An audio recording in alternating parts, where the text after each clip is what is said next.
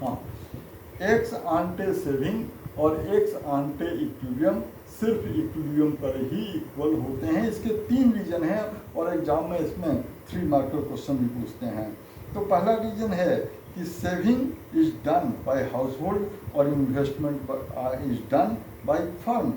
So savers and investors are different people with different priorities.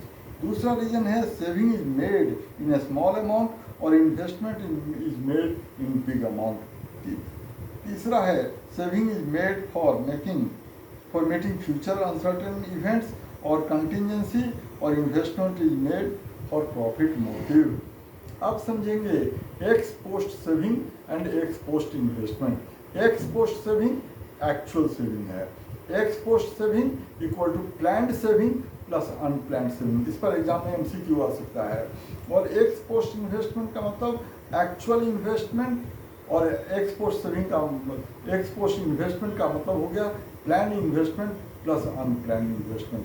तो ex post saving और ex post investment are always equal at all levels of income, but ex ante saving and ex ante investment are equal only at equilibrium level of income.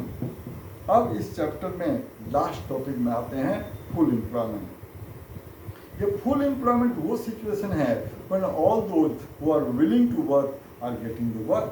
अब full employment के situation में भी 2 type के unemployment होते हैं। एक को frictional unemployment कहते हैं और दूसरे को स्ट्रक्चरल अनएम्प्लॉयमेंट कहते हैं। फ्रिक्शनल अनएम्प्लॉयमेंट का मतलब जब इकोनॉमी में फुल एम्प्लॉयमेंट होता है और कोई एक जॉब को छोड़कर दूसरे जॉब को ज्वाइन करता है, उस बीच में जो कुछ पीरियड तक वो अनएम्प्लॉयड रहता है उसको फ्रिक्शनल अनएम्प्लॉयमेंट कहते हैं। दूसरा होता है स्ट्रक्चरल अनएम्प्लॉयमेंट।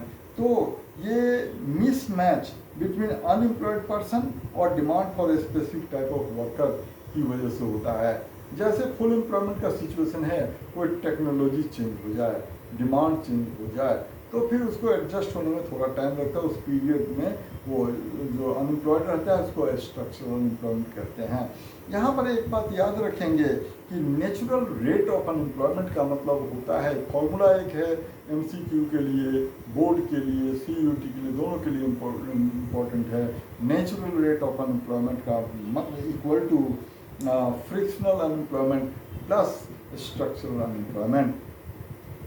अब जरा अनएम्प्लॉयमेंट का भी कॉन्सेप्ट समझेंगे। अनएम्प्लॉयमेंट का मतलब अनएम्प्लॉयमेंट का नहीं होना। और 2 टाइप के अनएम्प्लॉयमेंट होते हैं, पहले इसका डेफिनेशन समझेंगे। Unemployment is the situation when people are getting the work but they are not willing to work, और they are willing to work but not getting to work, but they are not getting the work. तो 2 type के unemployment हो गए, voluntary unemployment और involuntary unemployment. Voluntary unemployment का मतलब they are getting the work but they are not willing to work, और involuntary unemployment का मतलब they are willing to work but they are not getting the work.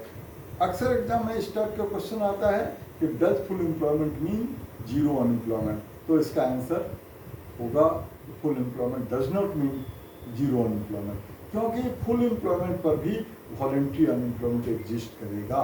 मतलब full employment means zero involuntary unemployment. Even at full employment level,